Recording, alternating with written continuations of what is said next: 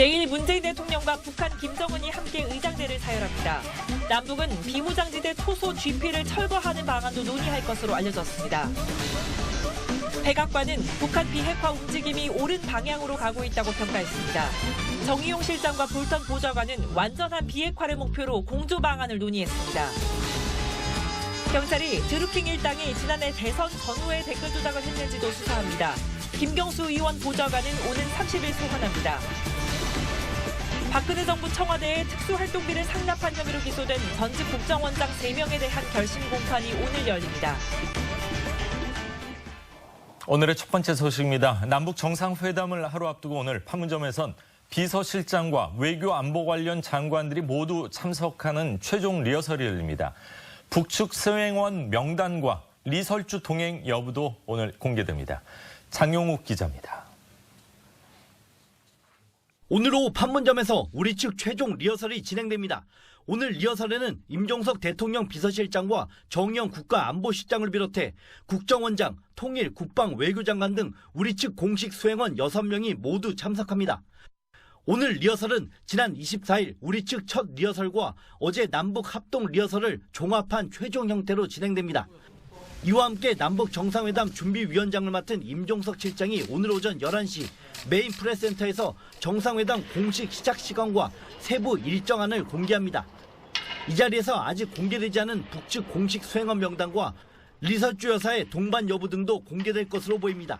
킨텍스 메인 프레스센터에는 어제부터 내외신 기자들이 모여들고 있는데 등록을 마친 취재진만 2,800여 명으로 과거 회담 때보다 2배에 달합니다. 한편 정상회담 당일 문재인 대통령과 함께 김정은 국무위원장이 국군 의장대 사열을 하게 됩니다. 북한 최고 지도자가 국군 의장대를 사열하는 것은 이번이 처음입니다. 지난 2000년과 2007년 남북 정상회담 당시 김대중 대통령과 노무현 대통령이 북한군 의장대를 사열한 바 있습니다. 또 남북은 이번 정상회담에서 판문점 경비병력 비무장과 비무장지대 내 소초인 GP의 단계적 철수 방안도 논의할 것으로 알려졌습니다. TV조선 장용욱입니다. 미국 백악관이 북한과 비핵화 협상에 대해 단계별 양보는 없다고 쐐기를 박았습니다. 점진적 비핵화 조치 없이 초장의 결판을 내서 빠르게 완전한 비핵화를 이루겠다는 의지를 내비춘 겁니다. 이태영 기자입니다. 미국 백악관이 북한과의 비핵화 협상에서 단계별 보상은 불가하다고 밝혔습니다.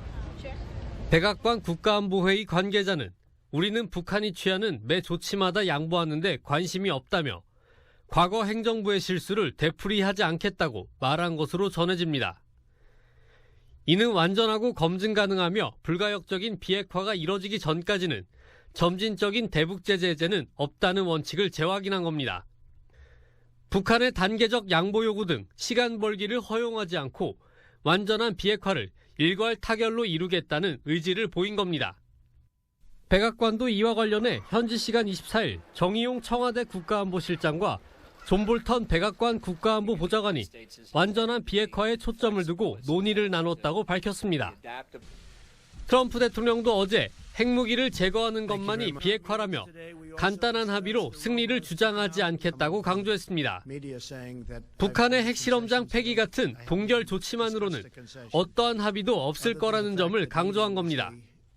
지난 22일 월스트리트저널도 트럼프 행정부가 핵무기 제거를 위해 단계별로 경제적, 외교적 양보를 하는 방안을 경계하고 있다며 완전한 비핵화로 직행하는 이른바 빅뱅 접근법을 선호하고 있다고 보도한 바 있습니다. TV조선 이태용입니다. 내일 정상회담장 모습이 공개됐습니다. 문 대통령과 김정은 위원장은 올해를 상징하는 2018mm 폭의 원형 테이블을 사이에 두고 한반도기가 새겨진 의자에 마주 앉습니다. 최지원 기자가 전합니다. 판문점 남측 지역 평화의 집 2층. 남북 정상이 마주 앉을 회담장에 새 단장을 마쳤습니다. 과거 회담에서 남북이 별도 출입문으로 따로 입장했지만 남북 정상이 함께 동시 입장하도록 했습니다. 문재인 대통령과 북한 김정은은 2018년을 상징하는 2018mm 원형 탁자를 사이에 두고 마주 앉게 됩니다. 휴전선이라는 물리적 경계와 분단 65년이라는 심리적인 거리감을 줄이고 남북이 함께 둘러앉아 진솔하고 허심탄회한 대화를 의자 등받이에는 한반도기가 새겨졌습니다. 회담장 탁자 양쪽으로 각각 7개씩 의자를 설치했지만 과거 2번의 정상회담에서 북측은 1명만 배석했습니다. 벽에는 한지 창호를 둘렀고 바닥에는 한반도 산천을 상징하는 푸른색 카펫을 깔았습니다. 전체적으로 한옥 대청마루를 본뜬 내부 설계입니다.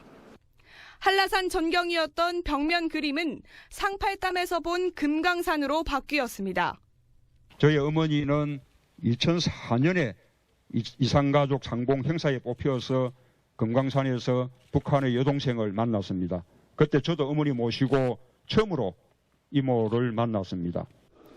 생중계되는 모두 발언에서 문 대통령이 김정은에게 사연과 함께 그림 소개를 할 가능성이 큽니다. 문 대통령은 남북 회담 후 북미 정상회담에 앞서 한미 정상회담을 하기로 했습니다. TV조선 최주환입니다. 북한 김정은 국무위원장이 교통사고로 숨지거나 다친 중국인들을 후송하기 위해서 전용 열차 편성을 지시했습니다. 북한 방송은 김정은이 어제 평양역에 직접 나가 이들을 전송하면서 위문금도 전달했다고 보도했습니다. 김정은은 앞서 중국인이 입원한 병원도 방문해 중국과 관계 개선에 각별히 공을 들이는 모습을 보여줬습니다.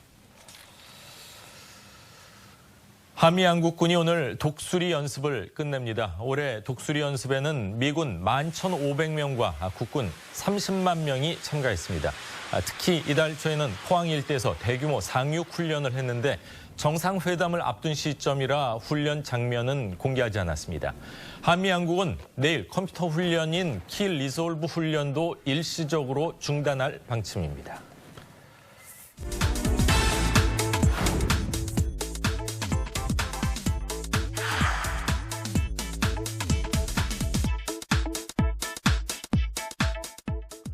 자, 역사적인 남북 정상회담이 하루 앞으로 다가왔습니다. 어제 판문점에서는 남북이 합동으로 사전 리허설을 진행을 했는데 관련 내용 전문가와 함께 자세히 짚어보겠습니다.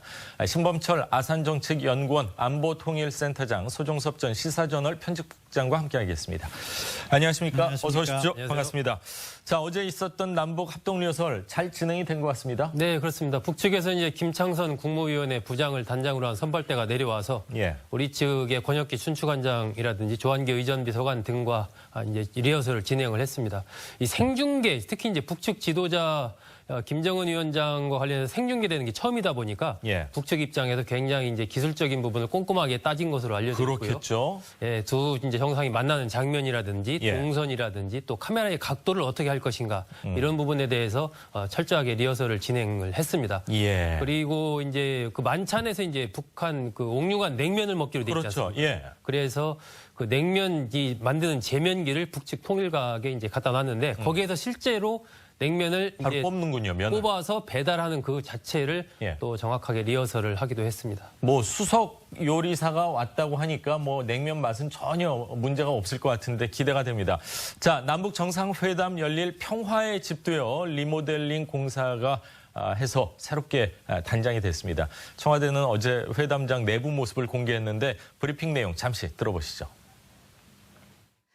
환영과 배려, 평화와 소망이라는 큰 주제를 구현했습니다. 두 정상이 주요한 의제를 다룰 2층 회담장 내 정상회담 테이블 폭은 2018mm입니다. 정상회담이 열리는 2018년을 상징합니다. 네, 화려하다 뭐 이런 느낌은 전혀 받지를 않았는데 곳곳에 의미를 두고 공사를 한 것이 아닌가 이런 느낌을 받았습니다. 네, 그렇습니다. 일단은 환영과 배려, 평화와 소망 그리고 새로운 시작이라는 것을 기본 컨셉으로 해서 예. 전체적으로 그 이미지를 그대로 이제 관통을 했는데 일단 회담장을 동시 입장을 하게 됩니다. 문재인 예. 대통령과 김정은 위원장이 동시 입장을 해서 우리 측은 왼쪽에 앉고 입구에서 봤을 때요.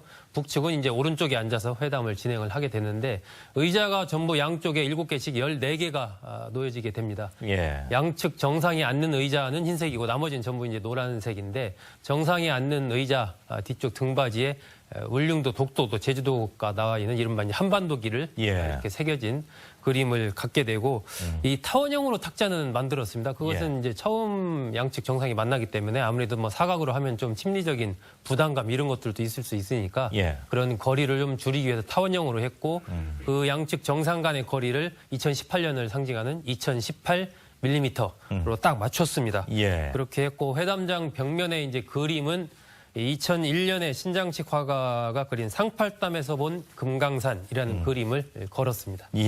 자, 회담장 내부 분위기 조성에 상당히 고심한 것 같고 극진이 뭐 예우를 한다고 해야 될까요? 예우 준비를 완벽하게 맞춘 것 같은데 아무래도 이렇게 극진이 의미가 있게 준비를 하면 회담에도 플러스 알파가 있겠죠. 이제 뭐 사람인 만큼 그런 부분이 있다고 생각합니다. 아무래도 자기에 대한 충분한 배려를 하고 있구나.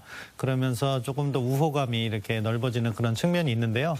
다만 조금 더 솔직하게 말씀드리면은 정상회담에서 일국의 정상까지 올라간 사람들이 회담장 분위기 때문에 내용까지 영향을 줄 정도는 아니다. 그렇게 생각합니다. 그렇군요.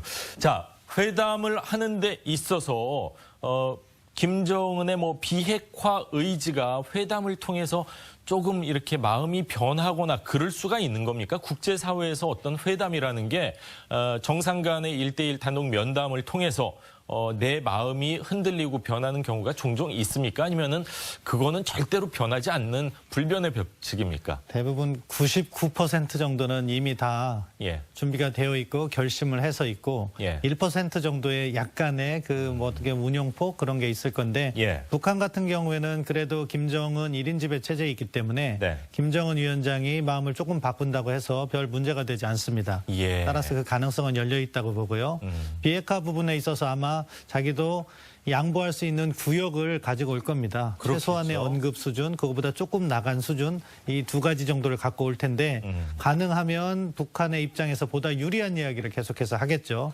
그러다가 최종적으로 하나 정도 양보해야겠다면은 내놓을 수 있는 카드가 있을 텐데 저희는 그거를 끌어내는 노력을 해야 된다고 생각합니다. 그 노력을 위해서 지금 리모델링도 하고 어떤 의미를 부여하고 정부 입장에서 최선을 다하는 모습을 보이고 있는데 자, 뭐 우리나라뿐만이 아니라 외신 기자들 포함해서 뭐 3,000명 정도 수용할 수 있는 메인 프레스 센터가 공개가 되는데 규모가 어마어마합니다. 그렇습니다. 대단합니다. 이 경기도 고양시 킨텍스에 설치가 돼 있는데요. 현재까지 이제 접수를 완료한 외신 기자들이 869명입니다.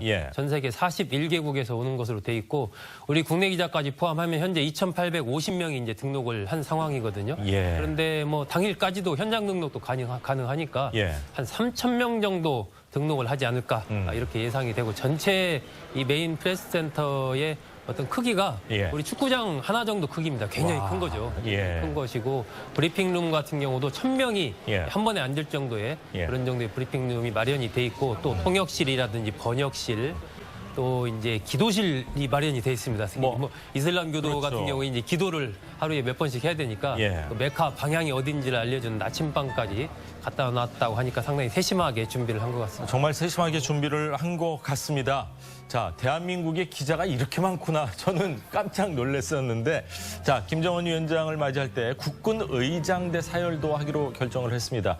북한 지도자를 향해 우리 군 사열 이번이 처음인 것 같은데 아무래도 또 이거를 가지고 논란이 조금 소지가 있지 않나 싶은데요. 이제 뭐 논란의 소지는 어찌 보면 당연할 수도 있다고 생각합니다. 북한 김정은 위원장은 뭐 관계 차원에서는 상대방의 최고 지도자지만 군사적 차원에서는 우리의 적이고 그렇기 때문에 그런 사회를 해야 되느냐 하는 문제가 제기될 수 있는데 그럼에도 불구하고 지금 이러한 남북 정상회담이 관계 개선을 위해서 추진되는 것이고 또한 상호주의 원칙에 따라서 과거 김대중 대통령과 노무현 대통령이 북측에 갔을 때 유사한 행사를 해줬습니다. 사열을 받으셨죠? 그렇기 때문에 뭐 우리도 그건 해줘야 된다고 생각하고요. 다만 우리가 북측에 갔을 때 북한에서 자제했던 것처럼 우리도 뭐 북한 길을 개항한다거나 뭐 국가를 연주한다거나 그런 건 하지 않는 그러한 상호주의 원칙을 철저히 지켜나가면 된다. 그렇게 생각합니다. 뭐 아리랑이 연주될 것으로 예상이 되고 뭐 취타대 연주 속에서 사열이 진행될 것으로 보이는데 자, 이번 판문점 회담에서요. 종전 선언을 할 것이다 이런 보도가 굉장히 많았었는데 평화 선언을 담을 수도 있다 이런 말이 좀 나오고 있는데 종전 선언과 평화 선언 어떤 차이가 있는 겁니까? 본질적으로는 큰 차이가 없다고 생각합니다. 예. 그 두 가지가 다 정치적 선언인 거죠.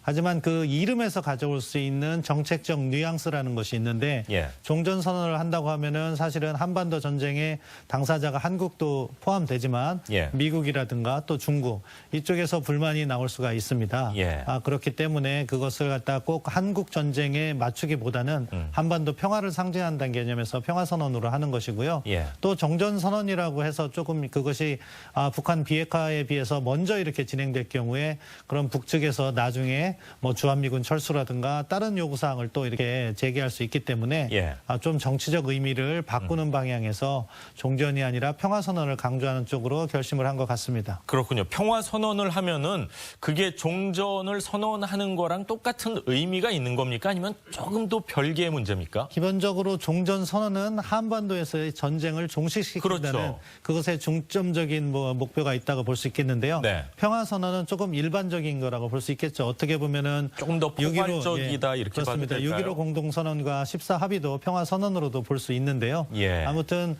이번에는 잠시 후에 설명드리겠지만 정의용 실장이 미국 간 것도 그런 것과 관련된 이유가 아닐까 추정되는데 예. 여기 한미 간의 공조라든가 주변국의 입장까지 고려해서 종전 선언이 아니라 평화 선언으로 하는 거로 방향이 정해진 것 같습니다. 그렇군요. 자, 비무장지대 안에 있는 GP의 단계적 철수 방안도 논의될 예정이다. 어떻게 보면 군축에 앞서서 어떤 긴장 완화를 낮출 수 있는 좋은 방안이라는 생각이 드는데 현실 가능성이 있습니까? 이게 현실 가능성이 있다고 생각하고 예. 말씀하신 것처럼 한반도에서 군사적 긴장을 낮추는 좋은 수단이라고 생각합니다. 군축 말씀하셨지만 이게 사실 전개에 따라서 아주 낮은 수준의 그렇게 신뢰를 쌓아가는 초기 신뢰 구축 조치가 있고 이렇게 부대 배치라든가 그런 것을 옮기는 운용적 군비 통제라는 것이 있습니다. 예. 그다음에 부대 규모를 감축하는 구조적 군비 통제 있는데 아무튼 이번에 GP는 의미 있는 조치라고 생각하고 예. 이것이 잘 이행된다면 남북 간 군사적 긴장이 완화되는 그러한 사례로 볼 수 있기 때문에 필요하다고 생각합니다. 다만 이러한 조치도 사실은 북한의 비핵화와 함께 진행이 돼야지 더 큰 의미를 지닐 수 있다는 점에서 예. 아무래도 이번 정상회담의 중점은 비핵화 쪽에 둬야 된다고 생각합니다. 그렇군요. 자, 조금 전에도 그 말씀을 하셨지만 정의용 청와대 국가안보실장과 존 볼튼 백악관 국가안보보좌관이 미국에서 회동을 했습니다. 첫 만남 이후 불과 10여일 만에 다시 갖은 만남인데 청와대 관련 브리핑 내용 잠시 들어보시죠. 남북 정상회담 직후 전화통화를 갖고 남북 정상회담 결과를 공유키로 합의했습니다. 한미 양국은 남북 정상회담 이후에도 북미 정상회담의 성공을 위해 긴밀히 협의키로 했다고 말했습니다. 지금 발표한 정도의 내용으로 다시 미국을 갈까 이런 생각은 안 드는데 구체적인 어떤 얘기가 오가지 않았을까요? 예, 그러니까 정의용 실장 방미는 두 가지 의미에서 분석할 수가 있습니다. 먼저 예. 긍정적인 측면에서 분석을 하면 지금 남북 간에는 어느 정도 구체적인 합의가 가까워져 있다. 그렇기 때문에 그 안을 미국과 협의할 필요성이 있는 거고요. 예. 다른 한편으로는 말씀하신 것처럼 굳이 이 시점에 미국을 갈 필요성이 있느냐, 그 부분은 한미 간에 약간의 이견이 있음을 이야기하고 있다고 생각합니다. 예. 또 한 가지의 문제점은 이것이 사실은 정의용 실장이 가야 될 정도로 이견이 있다면 심각한 문제고 그것이 아니라면 사실은 거기에 있는 우리 대사님께서 풀어나가는 그런 어떻게 보면은 한미 관계 정상화도 필요한데 아무튼 정의용 실장이 가서 성과를 낸다면은 그거보다 더 좋은 일은 없을 테니까 예. 바람직한 방향이라고 생각하는데 지금 앞서 말씀드린 종전 선언이라든가 비핵화 방안이라든가 이런 것에서 한미 간에 약간의 이견이 있다는 것을 예. 간접적으로 반증하는 것이기 때문에 그 부분을 잘 이렇게 마무리하고 정상회담에서 성과를 거둘 수 있는 그런 것을 기대합니다. 예, 또 한편으로는 트럼프 대통령이 김정은에 대해서 갑자기 극찬을 하고 그런 부분은 또 조금은 긍정적으로 볼 필요 있지 있지 않을까요? 어느 정도 협상이 진행이 되고 있다는 의미에서 그런 것 같은데요.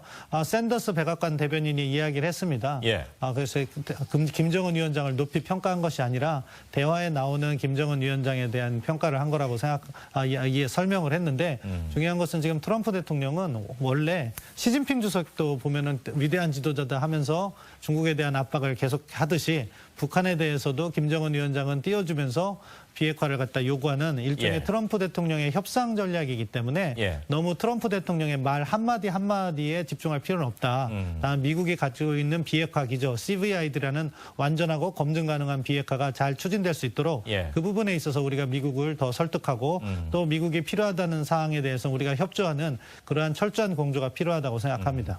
미국의 역대 어떤 다른 대통령과는 조금이 아니라 굉장히 많은 다른 모습을 보이고 있는 트럼프 대통령인데 과연 남북 정상회담 포함해서 북미 정상회담에서 어떤 결과물을 도출해낼 수 있을지 계속해서 지켜보도록 하겠습니다. 오늘 말씀 잘 들었습니다. 감사합니다.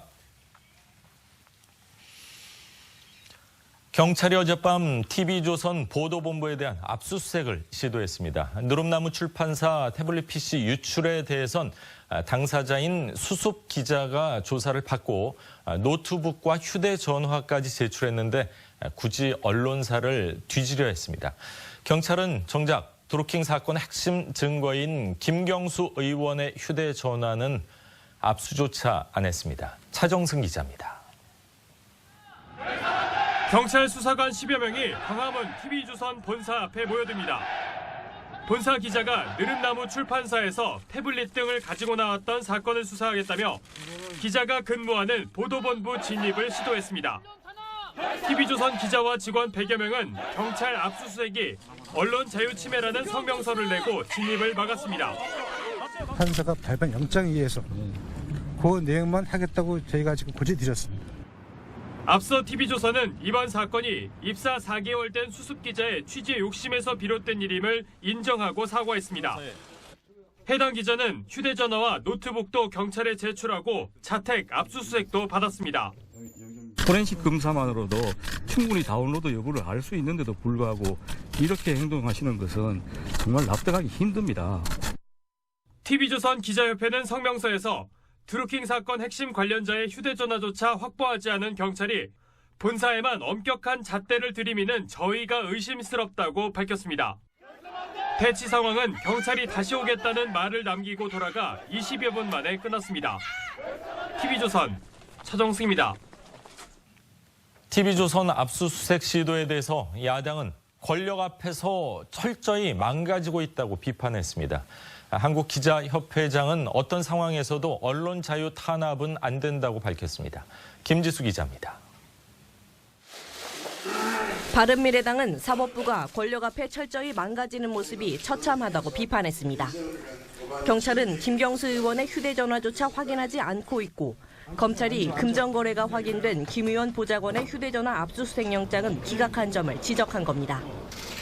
자유한국당은 언론사 압수수색 시도는 본말이 전도된 것이라며 사건의 본질은 드루킹의 여론을 조작하고 이를 여당 의원이 비호한 권력형 게이트라고 밝혔습니다. 정권과 상관없이 동아일보와 MBC, SBS와 세계일보 등 기자들도 과거 언론 자유 수호를 위해 압수수색을 막아낸 적이 있습니다. 정유래 문건 보도 뒤 압수수색 시도를 거부한 세계일보는 정작 댓글 조작 사건과 관련해선 늑장 압수수색 등 비판을 받은 경찰이 무리한 언론사 압수수색에 나서 과잉 대응이란 지적이 나온다고 보도했습니다. 정규성 한국기자협회장은 어제 TV조선 본사 앞을 찾아 어떠한 상황에서도 언론 자유 탄압은 안 된다고 말했습니다. TV조선 김지수입니다. 드루킹 일당의 댓글 조작 수사가 대선 전후 시점까지 확대됐습니다. 경찰은 드루킹 측과 동거래가 밝혀진 김경수 의원 전 보좌관도 다음 주 초에 소환할 예정입니다. 홍혜영 기자입니다. 드루킹 일당이 네이버 댓글 공감수 조작에 이용한 걸로 확인된 아이디는 지금까지 614개입니다. 경찰이 활동 내역을 분석한 결과 1월 17일 평창기사에서 조작한 것으로 의심되는 댓글이 2건이 아닌 39건으로 늘었습니다. 경찰은 이 아이디들의 대선 전후 댓글 활동 분석에도 착수했습니다. 올해 초 댓글 조작을 벌인 이들이 대선 국면에서도 같은 수법으로 범죄를 저질렀는지 수사를 확대한다는 겁니다. 드루킹 관련 사이트 3곳의 분석 결과 당초 2,500여 명으로 알려진 경공모 회원수는 4,540명으로 확인됐다고 경찰이 밝혔습니다. 경찰은 또 더불어민주당 김경수 의원의 전 보좌관 한모 씨에게 30일 오전 10시까지 출석하라고 통보했습니다. 서울지방경찰청은 청탁금지법 위반 혐의로 한 씨를 피의자로 입건하고 정치자금법 위반 여부도 수사 중입니다. 한 씨는 지난해 9월 드루킹 측의 일명 성원으로부터 500만 원을 받아 드루킹 구속 다음 날인 지난달 26일 돌려준 의혹을 받고 있습니다. 경찰은 500만 원의 성격과 전달 경위를 파악하기 위해 한 씨의 계좌 추적에 나섰습니다. TV조선 홍혜영입니다. 드루킹 외에 문 대통령 팬클럽인 달빛 기사단도 댓글 조작 프로그램을 사용한 정황이 나왔습니다. 드루킹이 한 말인데 자유한국당이 제보를 받아 공개했습니다. 윤우리 기자가 보도합니다. 자유한국당이 경공모 회원의 제보를 받았다며 공개한 드루킹과 회원들의 텔레그램 대화방입니다. 드루킹은 이번 일 대응 방식이라는 제목의 글에서 달빛 쪽 매크로 프로그램이 있어서 달빛 쪽에서 우리를 계속 공격할 경우 그것을 제출할 계획이라고 말합니다. 매크로를 이용한 댓글 조작으로 드루킹이 수사선상에 올랐는데 달빛 기사단도 매크로 프로그램을 갖고 있다는 뜻입니다. 달빛 기사단이 매크로 프로그램을 사용했는지 여부도 밝혀져야 할 것입니다. 드루킹은 앞서 경인선 블로그는 아이디 촛보님의 소유인데 촛보는 현직 달빛 기사단이라고도 말합니다. 드루킹의 조직인 경인선 블로그 운영자가 문팬의 일부인 달빛 기사단이라는 뜻입니다. 달빛 기사단은 문재인 대통령의 성인 문과 기사단을 합친 말로 인터넷에서 조직적으로 문 대통령을 지지하는 팬클럽입니다. 한국당은 제보자 보호를 위해 이 채팅 대화가 오간 시점은 공개하지 않았습니다. 더불어민주당은 한국당 원내대표가 앞장서 규명되지 않은 의혹과 일방적인 주장만 늘어놓았다고 논평했습니다. TV조선 윤우리입니다. 네, 계속해서 정치권 소식 자세히 짚어보겠습니다. 고성국 박사, 최창열 용인대 교수와 함께하겠습니다. 안녕하십니까? 어서 오십시오. 자, 경찰이요, 어제 TV조선 본사 압수수색을 오후 늦게 시도를 했습니다. 기자들 반발로 무산되긴 했지만 경찰이 왜 압수수색까지 하려고 한 겁니까? 경찰은 이제 TV조선 기자가 가져갔던 그 태블릿 PC라든지 이런 부분에 대한 정보 유출 그 여부를 확인하기 위해서 압수수색이 필요하다. 이런 얘기를 하고 있습니다. 이미 과거에 이제 언론사에 대한 압수수색을 몇 차례 진행을 했던 적이 있었는데 대부분 무산이 됐었죠. 2003년에 이 SBS가 청와대 부속실장이 술 접대를 받았다 이런 내용을 이제 보도를 하니까 압수수색을 시도하려고 했다가 기자들 반발로 무산된 적이 있고 2007년에는 동아일보, 2009년에는 MBC 그때도 이제 시도를 했지만 집행이 되지 못했습니다. 지난해 11월 달에는 이제 부당 노동행위 관련해서 MBC에 대해서 수색영장을 집행한 적이 있습니다. 예, 그렇군요. 자, 사건 직후에 TV조선이 사과 방송을 하고 해당 수습기자 휴대전화, 노트북 제출하고 경찰에 가서 8시간까지 조사를 받은 걸로 알고 있는데 그럼에도 불구하고 압수수색 시도를 했습니다. 파주경찰서에서 와서 압수수색을 시도한 걸로 알고 있는데 여야 반응 극명하게 갈리고 있죠, 지금. 어떻게 보십니까? 글쎄요, 저는 이 압수수색은 이제 수사 당국의 입장에서 볼 때 앞서 설명하신 것처럼 정보 유출의 가능성 때문에 압수수색 영장을 받아서 이제 시도를 했는데 이 언론이라 해서 언론사라 해서 물론 성역은 아니에요. 수사의 필요성에 의해서 저는 압수수색 필요하다고 봅니다. 그리고 이제 그 TV조선 기자가 그 휴대폰 이런 거 다 이제 반납하고 그리고 다시 갖다 놨었잖아요. 그렇죠. 그리고 TV조선이 이제 사과 방송도 했고 그리고 어쨌든 보다 중요한 거는 그러한 그 느릅나무 그 출판사 사무실에 들어가서 어쨌든 가지고 나왔던 거 물론 가져놨습니다만 갖다 놨습니다만 그것이 언론에 방송에 보도가 됐느냐 안 됐느냐가 중요한 것 같아요. 결과적으로. 근데 일단 보도되지 않았지 않습니까? 전혀 보도된 건 그리고 없죠. 사과도 했고 그렇다면은 그런 정황으로 미뤄볼 때 제가 아까 말씀드린 것처럼 압수수색의 필요성이 있다고 손치더라도 정보 유출의 가능성 때문에 뭔가 이 방송국 내에 그런 정보를 어디다 숨어놓을 수 있다라고 해서 했다 하더라도 그리고 언론사가 성역은 아니라 하더라도 말이죠. 예.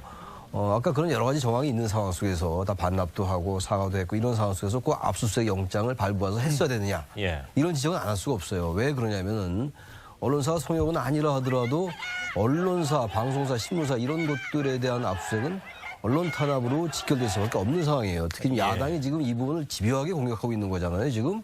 근데 더구나 이 의원 쪽에 그 여당의 입장을 볼 때 물론 민주당이나 어떤 청와대 입장을 고려할 필요는 없어요. 경찰 입장에서 볼 때는 당연히 수사의 필요성에 의해서 하는 거긴 합니다만 왜 굳이 압수수색을 해서 이런 비판을 받아야 되는가, 수사 당국이. 최근에 또 늑장 수사에 대한 비판도 있었잖아요. 그래서 일각에서는 처음에 늑장 수사에 대한 비판도 있고 하다 보니까 그리고 검경 수사권 조정 이런 것 때문에 과잉적으로 대응하는 게 아니냐라는 의혹이라기보다 그런 유추가 나올 수 있는 상황이라서 맞습니다. 저는 이 압수수색은 조금 좀 무리했다. 그리고 하지 않았어도 될 것을 했다라고 생각을 합니다. 기본적으로. 어제 뉴스를 보고 굉장히 마음이 무거워졌습니다. 이건 사태가 굉장히 심각한 상황이라고 저는 보고요. 아침에 방송하러 올 때 어제 대치했던 그 지점을 이제 지나서 우리가 방송국으로 들어와야 되잖아요.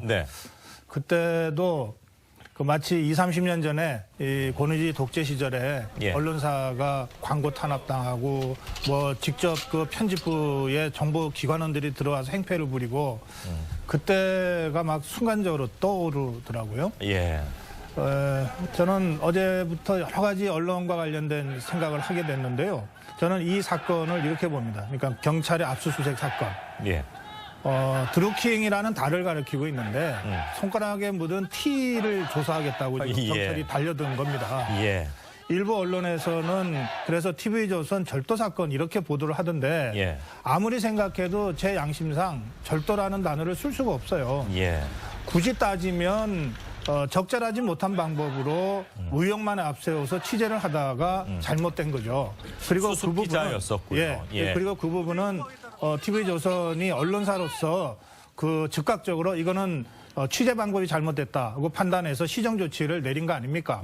그럼에도 불구하고 이것이 잘못되지 않은 것은 아니기 때문에 사과 방송도 하고 굳이 따지면 이건 언론 윤리 차원에서 자정해서 가면 될 일이고 경찰이 야 그래도 몇 시간 동안 어쨌든 언론사로 가져갔으니 이거 복사했을 수도 있고 다른 데 누출했을 수도 있지 않느냐라고 하면 포렌식 방식으로 과학적으로 검증하면 될 일이고 그렇지 않습니까?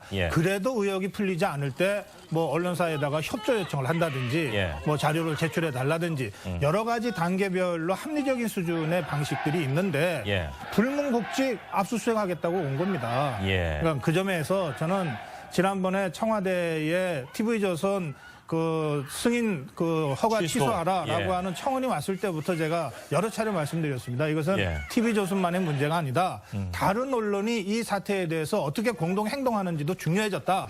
제가 그런 말씀 여러 번 드렸습니다.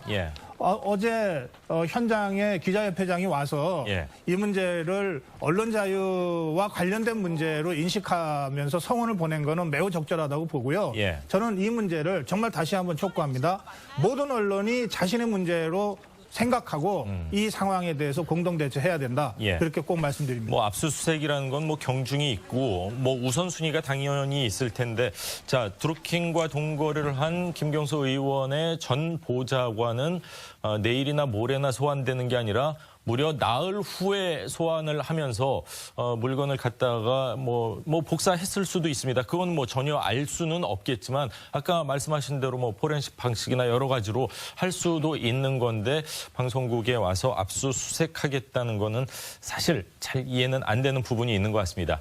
자, 경찰이요. 드루킹 일당이 지난 대선 전후로도 이 댓글 조작을 했다. 뭐 이런 의혹을 받고 있는데 경찰이 수사를 확대할 조짐인 것 같습니다. 그렇습니다. 이미 확대를 하고 있습니다. 지난 1월 17일 날 그 댓글 조작에 사용한 아이디가 이제 614개인데 그 아이디의 사용 기록들을 알아보기 위해서 경찰이 그 네이버를 압수수색을 했습니다.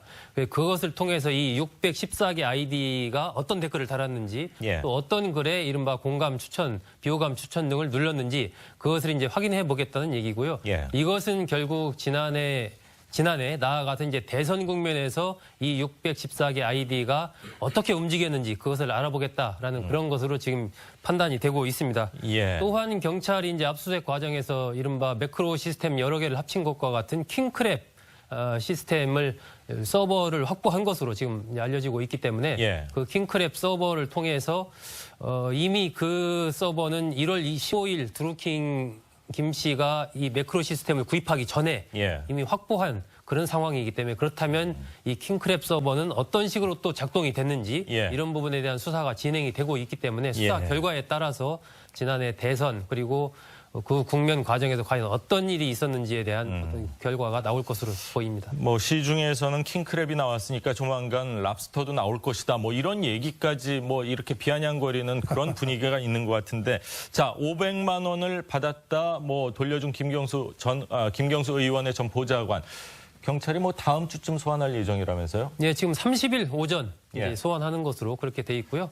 통화 내역과 계좌 추적이 이미 이제 들어갔습니다. 일단 뭐 이 보좌관이는 그냥 사인간 채권 채무 관계였다라고 이제 얘기를 하고 있는데 경찰은 그렇지 않을 가능성이 좀 높다라고 보면서 청탁금지법 위반은 당연하고 정치자금법 위반 혐의가 좀 있는 것 아닌가 뭐 이렇게 지금 보면서 소환 조사에 준비를 하고 있습니다. 그렇군요. 자, 드루킹 수사를 놓고요. 경찰과 검찰, 검찰과 경찰 간 또다시 갈등이 불거지는 모습입니다. 이 부분 두 분 어떻게 생각하십니까? 검찰 처음에 이제 지난해 예. 그 대선 전후해 가지고 선관위가 검찰에 수사를 의뢰했었죠. 예.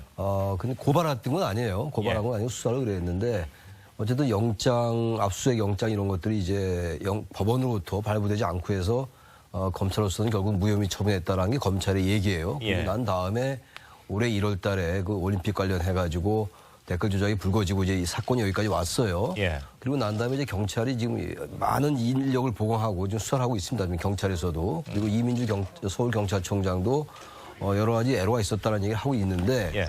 검찰은 최근에 또 경찰이 그 무슨 압수수색 영장을 청구한 걸 신청한 거를 또 검찰이 기각을 했단 말이죠.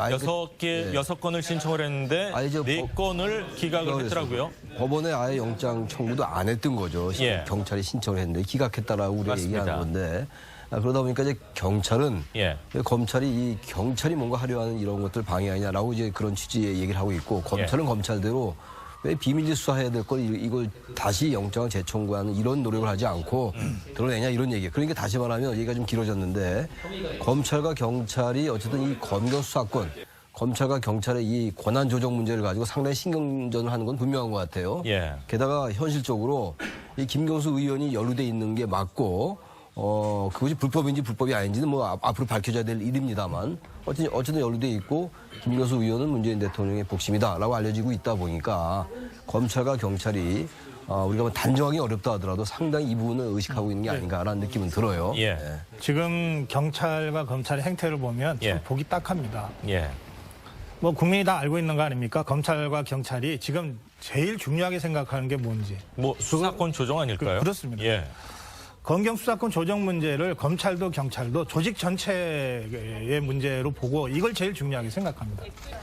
어제 문무일 총장이 지난 1년간 검찰 개혁이 너무 뭐 강하게 제기되는 바람에 좀 피로감이 쌓였다 이런 취지의 그 발언을 했습니다. 뭐 속도를 늦춰달라 이런 의미일까요? 네, 그리고 이것은 검찰 내부의 이런 그런 여론들을 총장이 좀 수렴해서 발언을 한 겁니다. 그러니까 여기에는 검경 수사권 조정 문제, 뭐 공수처 신설 문제가 다 포함되어 있는 겁니다. 예. 그리고 이른바 검찰의 자체 적폐 그 청산위원회의 그 활동, 뭐 이런 것까지 다 포함되어 있습니다. 그건 경찰도 마찬가지일 거예요. 자, 그래서 저는 지금 우리 검찰과 경찰이 정상적이지 않다. 저 이제 그런 느낌을 받습니다. 그래서 참 딱하다 이런 느낌까지 받는데 그런데 이제 이 사건과 관련해서 보면 이런 거 아닙니까? 이 사건이라는 게 그 고구마 줄기 같다 그러더라고요. 그냥 이렇게 별것 아닌 줄 알고 캤는데 큰 고구마가 나와서 이제 끝났나 싶었더니 그보다 더 큰 고구마가 나오고 막 이렇게 해서 일단 한번 그 고구마 줄기를 파기 시작하면 끝까지 가지 않고 중간에 끊으면 사고가 난다는 거예요. 자, 지금 당장 드루킹만이 아니지 않겠는가라고 의혹 제기가 됐지 않습니까? 맞습니다. 자, 그런데 드루킹 측에서 달빛 기사단도 매크로 가동을 했을 것 같다. 라고 하는 그 내부 폭로 비슷한 얘기가 지금 한국당에 의해서 지금 제기되지 않았습니까? 네. 자, 그렇다면 안철수 후보가 며칠 전부터 드루킹이 아니라 드루킹들이 문제다. 이렇게 지금 문제 제기하고 있는 것이 조금씩 드루킹에 의해서 지금 이 사실인 방향으로 지금 가고 있잖아요. 예. 그런데 경찰, 검찰은 이 드루킹도 어떻게 중간에서 적당히 마무리하려다가 지금 여기까지 와버린 거 아닙니까? 예. 그러니까 이런 경우에는 검찰이나 경찰이 잔 계산하지 말고 정말 이 사건에 대해서 끝까지 파헤치겠다. 국가를 위해서 예. 이런 신념을 가지고 하면 국민적 지지를 받을 거예요. 어느 쪽이든. 예. 그런데 그게 아니라 정권 눈치 보고 여론이 한 배 살펴가면서 어떻게든 좀 이렇게 하는 순간 예. 둘 다 국민의 신뢰를 잃을 수밖에 없다. 예. 지금 검찰과 경찰의 이 주도권 싸움이 중요한 것이 아니라 모두 예. 다 국민 신뢰를 잃어버릴 수도 있다. 예. 이런 말씀을 제가 꼭 드려야 되겠습니다. 그렇군요. 뭐 대한민국의 공직자들, 뭐 특히 검사나 경찰 같은 경우는 뭐 나라를 위해서 열심히 저는 일을 한다고 생각을 하는데 일부죠. 정말 일부지만 정치권 눈치를 너무 많이 살핀다거나 아니면 뭐 정치 검찰, 정치 경찰 뭐 이런 얘기를 하는데 이런 분들 때문에 사실 그렇습니다. 이런 일이 벌어지는 것이 아닌가 생각이 드는데 자, 오늘 또 한 조간 신문에요. 드루킹이 SNS에 올렸다는 정치인 이념 지형도가 이렇게 실렸습니다. 어떤 내용입니까? 좀 보고 저는 굉장히 많이 웃었거든요. 예, 이게 지난해 9월에 드루킹 김 씨가 자신의 페이스북과 이제 비공개 블로그에 올린 건데 예. 정치 성향 가치 분포도라는 이제 그림입니다. 이것을 이제 정치에 영향을 미치고 있는 인물이라든지 집단들을 이렇게 4가지 기준에 따라서 나눈 것입니다. 이 드루킹 김 씨가 나눈 4가지 기준에 따라서 적과 동지 이렇게 구분을 했는데 예. 4가지 기준은 이제 개인주의와 공동체주의 또 약육강식 추구와 공생 추구 이 기준을 가지고 예. 이제 적과 동지를 나눈 것이죠. 이 중에서 좀 눈에 띄는 게 이제 지금 민주당 이재명 경기도지사 후보 같은 경우를 약육강식 쪽으로 이제 분류를 했습니다. 그러면서 이재명 후보와 지지자들에 대해서 마치 일베와 같이 느껴진다. 뭐 예. 이렇게 이제 분석을 했는데 드루킹 김 씨가 나름대로 저렇게 분석을 하고 저걸 바탕으로 이른바 댓글 공작을 벌인 것으로 그렇게 지금 추측이 되고 있습니다. 그렇군요. 뭐 같은 당이라고 해서 다 우리 편은 아닌 것 아닙니다. 같다. 그런 생각이 들었고 저런 거를 만들 정도고 그러면 이제 적과 뭐 아군의 구분을 명확히 해서 적이라고 생각되는 사람들은 언제든지 공격할 수 있고 우군이라고 생각되는 사람은 뭐 기계를 사용해서 댓글 조작할 수 있고 이렇게 봐야 되는 거 아닐까요? 지금 이제 이재명 경기도지사 후보죠. 지금 민주당에. 예. 이분은 일반적으로 알려져 있기를 예. 친문의 핵심은 아니다. 친문은 우리가 아니다. 흔히 말하는 예. 그 친문, 친노 이런 거 참 저는 안 좋아하는 얘기인데 뭐 친박, 진박 이런 거 현실 정치니까 그들을 이제 원용한다 치고 그렇게 보면서 이들 내부에서 어쨌든 간에 문재인계에 뭔가 자기들이 연루돼 있고 그쪽에 뭔가 선을 대야지 자신들이 하는 이 나쁜 행동들 이런 예. 것들이 영향력을 행사할 수 있다고 본 것 같아요. 예. 그러다 보니까 자신들이 임의적으로 이렇게 자의적으로 개인주의니 뭐 공동체주의니 이걸 뭐 이재명 후보는 거기다 갖다 놓고 이렇게 했던 아주 일탈된 행동의 전 전형이다라고 생각합니다. 예. 저 표를 보면 드루킹이 개인적 일탈을 한 브로커다 이런 설명은 이제 안 맞습니다. 그건 넘은 것 같습니다. 예, 예. 뭐 적과 편을 선명하게 가르고 있는데 저 기준이 사실은 정치 현실 속에서는 꽤 일리 있어요. 이 적보다 못한 편이라고 하는 말이 있지 않습니까? 예. 자, 한번 생각해 보십시오. 원래 더불어민주당에 같은 정당 하다가 친문 반문 갈라져서 결국은 당이 쪼개지지 않았습니까? 그 과정에서 같은 당 사람들 친문과 반문 사이는 사실은 적보다 더한 관계가 돼버렸어요. 예. 친박 비박 마찬가지입니다. 친박과 친이 마찬가지입니다. 사실은 이 박근혜 전 대통령 탄핵 상황에서 친이들이 택한 어떤 노선을 보면 이거는 적보다 더하다라고 보수 유권자들이 생각할 정도의 행태들이 있습니다. 그러니까 같은 당이라고 해서 저럴 수 있느냐? 당연히 저럴 수 있는 겁니다. 예. 그리고 저 이념 지형을 딱 가지고 자기들이 편이라고 생각하는 쪽에서 나머지를 다 박멸해야 될, 청산해야 될 이 적이라고 규정한 거 아닙니까? 단어 자체를. 그렇다면 수단과 방법을 가리지 않고 이기는 것이 진리고 선이죠. 그러니까 거기에 매크로 방법이 불법이다 아니다 이런 것들이 끼어들 여지가 있겠습니까? 만약에 드루킹만 아니라 드루킹과 유사한 다른 집단들도 비슷하게 그렇게 했다 그러면 그렇다면 내부적인 전쟁이 아주 심각해질 수 있는 겁니다. 드루킹과 경인선이 다른 이 문펜 그룹과는 좀 다르게 튀는 행동을 했다는 거 아닙니까? 이것은 이를테면 달빛 기사단 쪽에서 보기에도 야, 저 사람들도 지금 뭐야? 라고 생각할 소지가 충분히 있었던 거죠. 그러니까 그런 점에서 저는 지금 드루킹 쪽에서 달빛 기사단에 대한 얘기가 나오는 것도 이 정황 속에서 보면 일리 있고 저런 지형도를 갖고서 움직였기 때문에 이것은 분명한 실체가 있는 세력화된 정치 집단이었다. 그렇게 저는 규정합니다. 뭐 네 가지로 딱 나누면은 사실 그 이제 적과 아군을 적과 동지를 구분하는 건데 저는 뭐 고 박사 말씀에 거의 공감을 하면서도 그러나 아직 저 개인적 일탈이 특정 세력과 연계돼 있다고 단정짓기는 아직 이르다. 그걸 하기 위해서 우리가 수사를 하는 거니까 조금 그런 조심을 좀 해야 된다. 그건 조사가 더 필요하죠. 그렇군요. 근데 이제 저 드루킹이라는 사람이 열심히 이제 도왔던 게 사실 민주당 후보고 뭐 민주당과 관련된 인사들이 아닐까 저는 그렇게 생각을 하는데 민주당 앞에 붙은 게 더불어 아닙니까? 그러면 더불어라고 하면은 적과 아군 관계가 명확하지 않으면 더 좋지 않았을까? 그렇죠. 저 사람들이 지금 이번뿐만이 아니라 과거에 뭐 박근혜 후보 쪽과도 연계돼 있고 어쨌든 자신들의 돈과 뭐 이러한 영향력 확대를 위해서 정치 지형은 저 때만 저렇게 하는 것이고 그 전에 또 다른 자신들의 철학을 내세웠던 그야말로 저는 일탈 쪽에 가까운 뭐 후보를 가리지 않고 어느 쪽에 가서 이제 속된 말로 그쪽에 같이 연계돼가지고 자신들의 돈과 영향력을 행사하려 했던 그런 집단이 아닌가. 그건 뭐 거의 드러나고 있는 것 같아요. 그렇군요. 자, 김경수 의원은 지금 뭐 경남도지사 출마를 해서 자신감을 아직까지 표명하고 있습니다. 김 의원 말대로라면은 한국당이 드루킹 공세를 해서 오히려 내 인지도가 좀 높아지고 있는 것 같다. 이렇게 얘기를 했습니다. 매우 부적절한 말이죠. 그 홍준표 대표가 먼저 김경수 고맙다 그랬습니다. 출마해줘서. 서로 이제 감사하고 그러니까 고맙고. 이제 김경수가 뭐 한국당 고맙다 이러고 있는 거 아닙니까? 저는 홍준표 대표가 그 발언을 할 때도 부적절한 발언이라고 비판한 바가 있습니다. 이 드루킹 사건이 얼마나 엄중하고 심각한 사건인데 설사 그것이 한국당 선거 전략에 나쁘지 않다 하더라도 당대표가 어떻게 그렇게 얘기할 수 있는가라고 이제 비판했습니다. 똑같은 맥락에서 저는 김경수 의원 의혹의 한 중심에 지금 있습니다. 뭐 여러 가지 불출마까지 심각하게 검토했다가 당의 만류 또는 강권에 의해서 출마를 했으면 정말 고개 숙이고 다녀야 됩니다. 그런데 지금 저런 식으로 한국당과 한판 해보자. 반갑다, 고맙다. 이런 방식으로 과연 유권자들한테 어떻게 그 진정성을 전달할 수 있겠는가.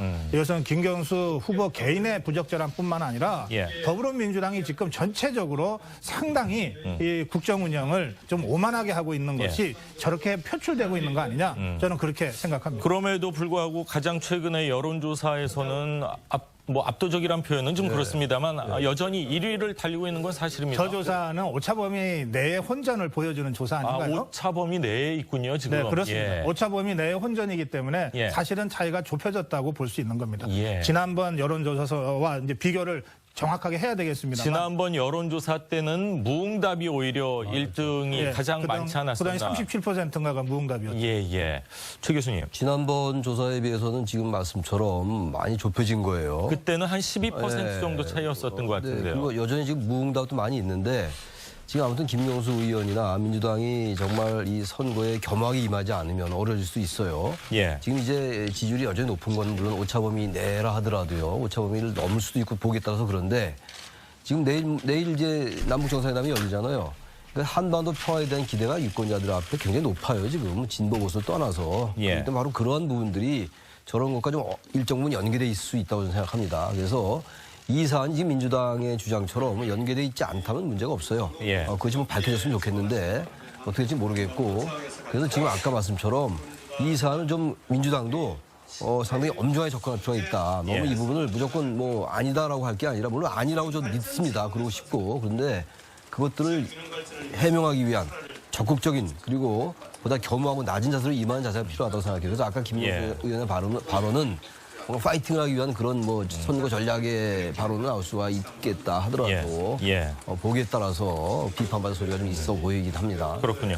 자, 역대 지방선거 가운데 지금처럼 경상남도 지사에 대한 관심이 집중된 적은 처음인 것 같은데 과연 승패 어떤 사람이 이기게 될지도 계속해서 좀 지켜보도록 하겠습니다. 자, 오늘 말씀은 이 세 분 말씀 여기까지 듣도록 하겠습니다. 감사합니다. 고맙습니다. 고맙습니다. 네, 다음 소식입니다. 특수활동비 상납 혐의로 재판에 넘겨진 전직 국정원장 3명에 대한 오늘 결심 공판이 열립니다. 검찰 구형을 보면 같은 혐의로 재판받는 박 전 대통령의 형량도 가늠할 수 있을 것으로 보입니다. 윤혜웅 기자입니다.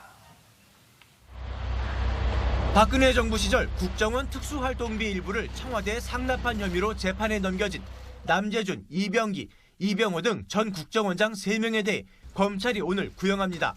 지난해 12월 기소된 지 5달 만입니다.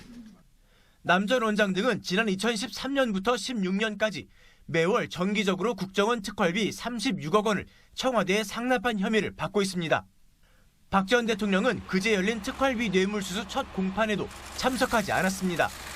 법조계는 남 전 원장 등의 뇌물 공여 혐의 인정 여부가 박 전 대통령의 형량에도 영향을 줄 것으로 보고 있습니다. 한편 박 전 대통령의 국정농단 사건 항소심 재판부는 재판을 거부하고 있는 박 전 대통령에 대해 국선 변호인 3명을 선임했습니다. 1심 재판 당시 5명에 비해 줄어든 규모입니다. 검찰이 영재센터 뇌물수수 등 무죄로 판단된 부분에 대해 항소한 만큼 심리 범위가 줄어든 데 따른 판단으로 보입니다. 박 전 대통령과 같이 서울고법 형사4부에서 항소심을 진행 중인 최순실 씨는 건강 악화에 따른 입원을 이유로 어제 열린 첫 공판에 참석하지 않았습니다. TV조선 윤혜웅입니다. 일본이 남북 정상회담 만찬 메뉴에 시비를 걸었습니다. 디저트에 독도 지도가 있다는 건데요. 일본은 트럼프 대통령 방한 때도 독도 새우 메뉴에 문제를 제기한 바 있습니다. 이태형 기자입니다. 청와대가 공개한 남북 정상회담 만찬 메뉴인 이른바 독도 디저트입니다. 망고무스 위에 독도가 그려진 한반도기 모양이 얹어져 있습니다. 가나스기 겐지 일본 외무성 아시아 대양주 국장은 독도 디저트를 두고 도저히 받아들일 수 없고 매우 유감이라며 만찬에 이 디저트를 제공하지 말아달라고 요구했습니다. 일본 외무성도 반대하는 입장을 한국 외교부에 전달한 것으로 알려집니다. 일본 언론들도 한반도기 장식을 두고 외교적 문제가 될 수 있다고 보도했습니다. 일본은 앞서 지난 11월 트럼프 대통령 방한 당시에도 공식 만찬에 독도 새우가 들어간다며 메뉴로 문제를 제기한 바 있습니다. トランプ大統領が日本と韓国を最初の訪問先に選んでいる中に、日米韓の緊密な連携に悪影響を及ぼすような動きは避ける必要がある。このことは申し上げるまでないと思います。 일본은 올 2월 평창 올림픽 때도 독도가 그려진 한반도기가 정치적 메시지가 담겨 있다며 IOC를 압박하기도 했습니다. TV조선 이태용입니다. 우리는 또다시 엽서 보내기를 계속하고 있습니다.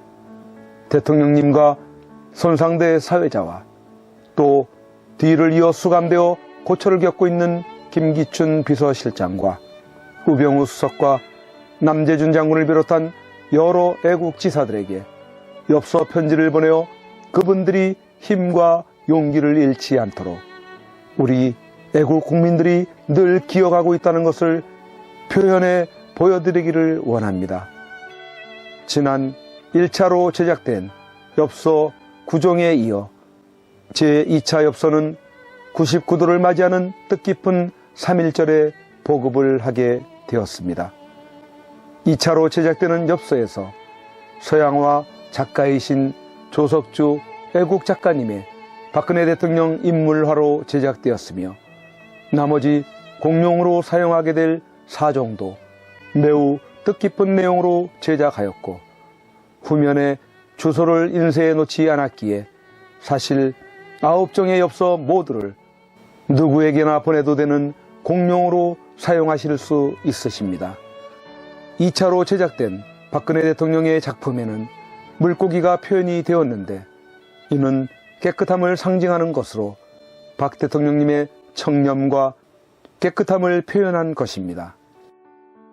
이번 2차 엽서 후면에는 구치소 주소를 직접 인쇄하지는 않은 이유는 조만간 석방되어들 나오실 희망과 기대감을 가지고 인쇄하지 않았고 대신 전단에 여러분들의 수용자 번호와 주소를 인쇄해 첨부해 놓았으므로 전단의 주소를 보시고 직접 표기를 해서 보내시면 되겠습니다. 이번 2차 엽서도 1차 때와 마찬가지로 선구자 방송 핸드폰 010-2507-4861에 받으실 분의 성함과 정확한 주소와 엽서 세트 수량과 1차 엽서인지 2차 엽서인지를 회차를 적어서 문자로 보내주시면 빠른 등기로 발송을 하게 되며 주문 후 일주일이 넘도록 받지 못하시는 분들은 착오가 생겼을 수 있으므로 선구자 방송에 재차 문의해 주시기 바랍니다.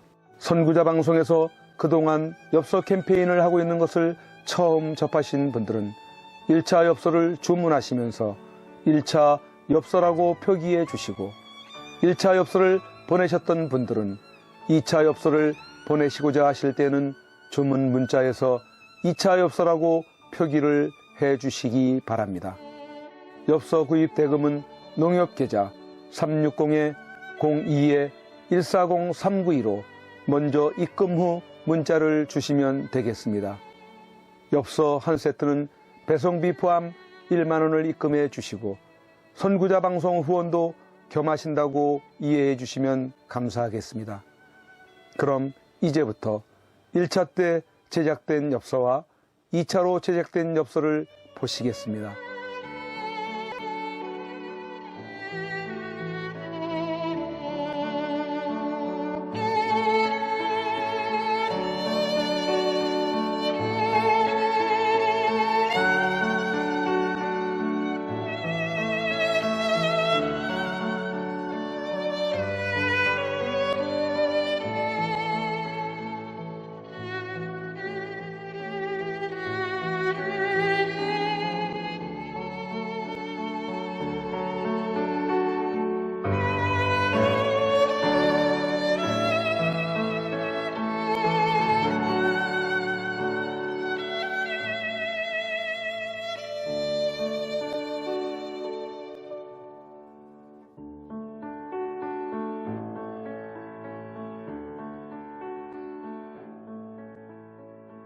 선구자 방송의 엽서 보내기는 석방되어 나오실 때까지 쭉 계속됩니다.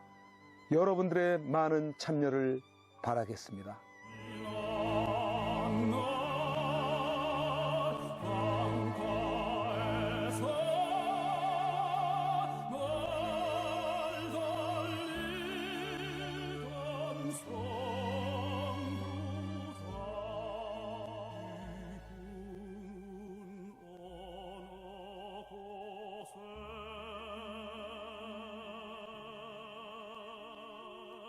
Go